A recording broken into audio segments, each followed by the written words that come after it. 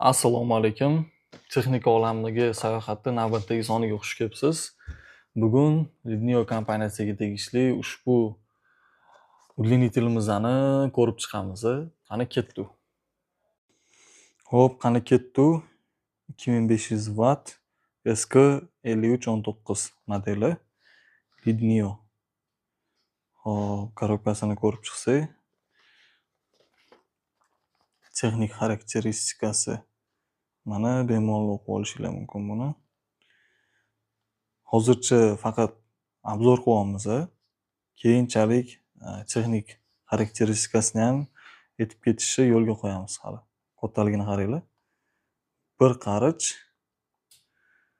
ikki qarich deyarli. Xo'p, qani ketdi.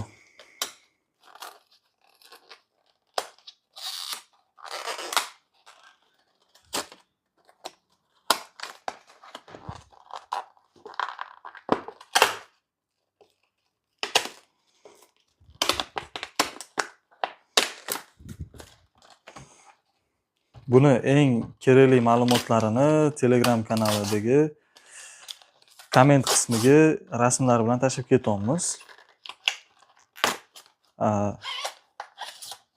Ko'proq ishlatiladigan ma'lumotlarni YouTube'da ham, Instagram'da ham, Telegram'da ham tovar o'zini opisaniyasiga yozib ketyapmiz. Buni ichida boshqa narsa yo'q. Uдлинителlar kattaligini qaranglar. 2 qarichga yaqin. Ikkita USB-A, bitta USB-C o'chirib yoqadigani bor ekan mana bitta, faqat bu menimcha yonganida chiqsa kerak. 1, 2, 3 ta, 4 ta, 5 ta universal portdan iborat. Tovarga gap yo'q ekan. Ajoyib.